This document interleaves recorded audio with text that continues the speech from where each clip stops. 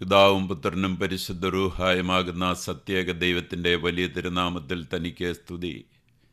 എന്നെ കേൾക്കുവാൻ സർവശക്തനായ ദൈവം വീണ്ടും ഇടയാക്കുന്ന എല്ലാ അനുഗ്രഹിക്കപ്പെട്ട പ്രേക്ഷകർക്കും കർത്തൃനാമത്തിൽ എൻ്റെ ഹൃദയംഗമായ സ്നേഹവന്ദനങ്ങൾ.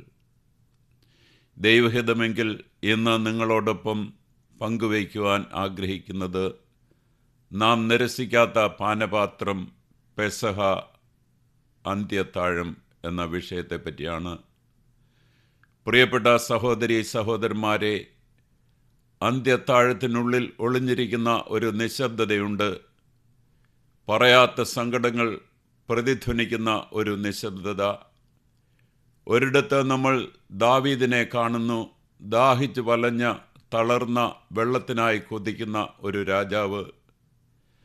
അദ്ദേഹത്തിൻ്റെ 3 പരാക്രമശാലികൾ സകലതും പണയപ്പെടുത്തി ശത്രുനിരകളെ ഭേദിച്ച് ബെത്ലഹേമിൽ നിന്ന് അദ്ദേഹത്തിന് വെള്ളം എത്തിക്കുന്നു. എന്നാൽ ദാവീദ് വിറയ്ക്കുന്നു. അദ്ദേഹം ആ വെള്ളത്തിലേക്ക് നോക്കുന്നു. അവിടെ അദ്ദേഹം കണ്ടത് വെള്ളമല്ല, മറിച്ച് രക്തമാണ്. ആശ്വാസമല്ല, മറിച്ച് ത്യാഗമാണ്. എനിക്ക് ഇത് കുടിക്കുവാൻ കഴിയുകയില്ല എന്ന് അദ്ദേഹം പറയുന്നു. തങ്ങളുടെ ജീവൻ പണയപ്പെടുത്തിയ മനുഷ്യരുടെ രക്തമാണിത്. അദ്ദേഹം അത് ദൈവത്തിൻ്റെ മുമ്പിൽ ഒരു വഴിപാടായി പകർന്നു കളയുന്നു. എന്തൊരു ഭയഭക്തി, എന്തൊരു തിരിച്ചറിവ്, എന്തൊരു തകർന്ന ഹൃദയം.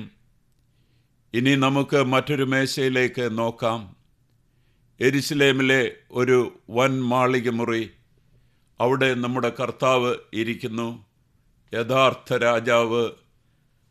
വെള്ളത്തിനായി ദാഹിച്ചവനല്ല, മറിച്ച് ക്രൂശിൻ്റെ ഭാരത്താൽ മനസ്സൊരുകുന്നവൻ. അവൻ അപ്പമെടുക്കുന്നു, അവൻ പാനപാത്രമെടുക്കുന്നു, എന്നിട്ട് പറയുന്നു, ഇത് എൻ്റെ ശരീരം, ഇത് എൻ്റെ രക്തം. അവൻ കേവലം പ്രതീകാത്മകമായി സംസാരിക്കുകയല്ല, അവൻ അതിവേദനയുടെ വക്കിൽ നിൽക്കുകയാണ്. ഗത്സമനേക്കരികെയാണ്, ക്രൂശ് തൊട്ടടുത്താണ്. പക്ഷേ അവിടെ എന്ത് സംഭവിക്കുന്നു? ആരും അത് നിരസിക്കുന്നില്ല, ആരും വിറയ്ക്കുന്നില്ല, ആരും ചോദിക്കുന്നില്ല, കർത്താവേ, അങ്ങേക്ക് സകലതും നഷ്ടമാകുന്ന ഈ പാനപാത്രം ഞങ്ങൾക്ക് എങ്ങനെ സ്വീകരിക്കാൻ കഴിയും എന്ന്. പകരം അവിടെ വലിയവനാകാനുള്ള ചിന്തകളായിരുന്നു, സ്ഥാനമാനങ്ങൾ. നമ്മിൽ ആരാണ് വലിയവൻ? ഓ, എന്തൊരു വൈരുദ്ധ്യം! ദാവീദ് പറയുന്നു, അവരുടെ രക്തത്തെ സൂചിപ്പിക്കുന്ന ഇത് എനിക്ക് കുടിക്കുവാൻ കഴിയുകയില്ല. എന്നാൽ നമ്മൾ പലപ്പോഴും ഈ പാനപാത്രത്തെ നിസ്സാരമായി കണ്ടു. ശിഷ്യന്മാർ അന്ന് അത് മനസ്സിലാക്കിയിരുന്നില്ല. സത്യസന്ധമായി പറഞ്ഞാൽ നമ്മിൽ പലരും ഇന്നും അത് മനസ്സിലാക്കുന്നില്ല. അന്ന് രാത്രി ഗത്സമനയിൽ കർത്താവ് നിലത്ത് വീണ് പ്രാർത്ഥിച്ചു, പിതാവേ, കഴിയുമെങ്കിൽ ഈ പാനപാത്രം എന്നിൽ നിന്ന് നീക്കിത്തരേണമേ എന്ന്. അവൻ്റെ വിയർപ്പ് രക്തത്തുള്ളികൾ പോലെയായി. നാം വളരെ എളുപ്പത്തിൽ സ്വീകരിക്കുന്ന ആ പാനപാത്രം, അത് ഏറ്റുവാങ്ങുവാൻ അവൻ പ്രാണവേദന അനുഭവിച്ചു. ഇന്ന് 2000 വർഷങ്ങൾക്ക് ശേഷം നാം സുഖമായി ഇരിക്കുന്നു. നാം അതിൽ പങ്കുചേരുന്നു, നാം ഓർക്കുന്നു. പക്ഷേ നമ്മൾ അത് അനുഭവിക്കുന്നുണ്ടോ? നമ്മൾ വിറയ്ക്കുന്നുണ്ടോ? നാം അത് തിരിച്ചറിയുന്നുണ്ടോ? അതോ ഈ പരിശുദ്ധമായ ഓർമ്മ പോലും കേവലം ഒരു ചടങ്ങായി മാറിയോ? വ്യാപാരവൽക്കരിക്കപ്പെട്ടോ? തിടുക്കപ്പെട്ട ഒന്നായോ? ആദ്യത്തെ പെസഹ ഭക്ഷിച്ചത് വലിയ ജാഗ്രതയോടെ ആയിരുന്നു. അര കെട്ടി, ചെരുപ്പിട്ട്, കയ്യിൽ വടിയുമായി, ഭയഭക്തിയോടെ, ഒരുക്കത്തോടെ, മരണം കടന്നുപോകുന്നു എന്ന ബോധ്യത്തോടെ. എന്നാൽ ഇന്ന് എവിടെയാണ് ആ വിറയൽ? എങ്കിലും അവിടെ ഒരു പ്രത്യാശയുണ്ട്. ശിഷ്യന്മാർ അന്ന് അത് മനസ്സിലാക്കിയില്ലെങ്കിലും പിന്നീട് അവർ അത് തിരിച്ചറിഞ്ഞു. അവർ കരഞ്ഞു, അവർ അനുതപിച്ചു, അവർ തങ്ങളുടെ ജീവൻ തന്നെ നൽകി.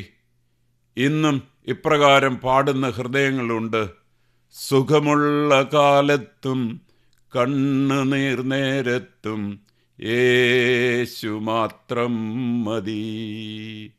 ഓ, സുഖമുള്ള കാലത്തും കണ്ണുനീർ നേരത്തും യേശു മാത്രം മതി.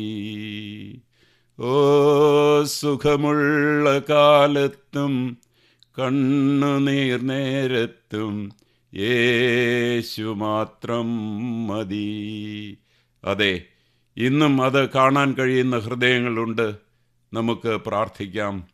സ്വർഗീയ പിതാവേ, തകർന്ന ഹൃദയത്തോടെ ഞങ്ങൾ അങ്ങയുടെ സന്നിധിയിൽ വരുന്നു. കർത്താവേ, ഞങ്ങളോട് ക്ഷമിക്കണമേ. സ്വർഗത്തിന് സകലതും നഷ്ടപ്പെടുത്തിയ ഒന്നിനെ ഞങ്ങൾ നിസ്സാരമായി കണ്ട നിമിഷങ്ങളോർത്ത് ഞങ്ങളോട് ക്ഷമിക്കണമേ. ഭയഭക്തിയില്ലാതെ സ്വീകരിച്ചതിനും വിറയലില്ലാതെ ഓർമ്മിച്ചതിനും ഞങ്ങളോട് ക്ഷമിക്കണമേ. കർത്താവായ യേശുവേ, അങ്ങ് ആ പാനപാത്രത്തിലേക്ക് നോക്കി അതിവേദന അനുഭവിച്ചു. എന്നിട്ടും ഞങ്ങൾക്കായി അത് കുടിച്ചു തീർത്തു. എന്നാൽ ഞങ്ങൾ അതിൻ്റെ ഭാരം മനസ്സിലാക്കാതെ അത് സ്വീകരിച്ചു. ദാവീദിൻ്റെ ഹൃദയം ഞങ്ങൾക്ക് നൽകണമേ. ത്യാഗത്തെ തിരിച്ചറിയുവാൻ, പരിശുദ്ധമായതിനെ ബഹുമാനിക്കുവാൻ, വിലയേറിയതിനെ ഭയഭക്തിയോടെ കാണുവാൻ കർത്താവേ, ഞങ്ങളുടെ കണ്ണുകളെ തുറക്കണമേ. അങ്ങയുടെ കഷ്ടാനുഭവം കാണുവാൻ, അങ്ങയുടെ സ്നേഹം അനുഭവിക്കുവാൻ, അങ്ങയുടെ ക്രൂശിനെ മനസ്സിലാക്കുവാൻ ഞങ്ങളുടെ ഹൃദയങ്ങൾ തകരട്ടെ. നിരാശയിലല്ല, മറിച്ച് പശ്ചാത്താപത്തിലും ആദരവിലും. ഒരു ചടങ്ങായല്ല, മറിച്ച് ഭയത്തോടും ഭക്തിയോടും ആഴമായ നന്ദിയോടും കൂടെ ഇതിൽ പങ്കുചേരുവാൻ ഞങ്ങളെ പഠിപ്പിക്കണമേ. പരിശുദ്ധാത്മാവേ, ഞങ്ങളെ ഉണർത്തണമേ. ഈ ഓർമ്മയുടെ പരിശുദ്ധിയെ ഞങ്ങളിൽ വീണ്ടെടുക്കണമേ. തകർക്കപ്പെട്ട ആ ശരീരത്തെയും ചിന്തപ്പെട്ട ആ രക്തത്തെയും ഇനി ഒരിക്കലും ഞങ്ങൾ നിസ്സാരമായി കാണാതിരിക്കട്ടെ. പിതാവിൻ്റെയും പുത്രൻ്റെയും പരിശുദ്ധാത്മാവിൻ്റെയും അതിപരിശുദ്ധമായ നാമത്തിൽ തന്നെ ആമേൻ. ഇന്ന് നിങ്ങൾ വീണ്ടും പോകുന്നതിന് മുമ്പ്, നിങ്ങൾ ആമേൻ എന്ന് പറയുന്നതിന് മുമ്പ്, നിങ്ങൾ മുന്നോട്ട് പോകുന്നതിന് മുൻപ് സ്വയം ചോദിക്കുക: ഈ പാനപാത്രത്തെക്കുറിച്ച് എനിക്ക് ശരിക്കും ബോധ്യമുണ്ടോ? അവിടുത്തെ ത്യാഗത്തെ ബഹുമാനിക്കുന്ന രീതിയിലാണോ ഞാൻ ജീവിക്കുന്നത്? പരിശുദ്ധമായ കാര്യങ്ങൾ എനിക്ക് വെറും ശീലങ്ങളായി മാറിയോ? നാം ഈ ആഴ്ചയിൽ എന്ത് ചെയ്യണം? അവിടുത്തെ കഷ്ടാനുഭവങ്ങളെക്കുറിച്ച് ധ്യാനിക്കുക. യെശയ്യാവ് 53. ഗത്സമനെ. കർത്താവിൻ്റെ മേശയെ ഒരു ചടങ്ങായല്ല, ഭയഭക്തിയോടെ സമീപിക്കുക. നിങ്ങളുടെ ഹൃദയം തഴമ്പിച്ചു പോയെടുത്ത് അനുദപിക്കുക. ദൈവത്തോടുള്ള നിങ്ങളുടെ നടത്തത്തിൽ ആ ജാഗ്രത വീണ്ടെടുക്കുക. ഏറ്റവും പ്രധാനമായി ആ പാനപാത്രം സ്വീകരിക്കുക മാത്രമല്ല, നിങ്ങളുടെ ജീവിതം കൊണ്ട് അതിനെ ബഹുമാനിക്കുക. ആമേൻ.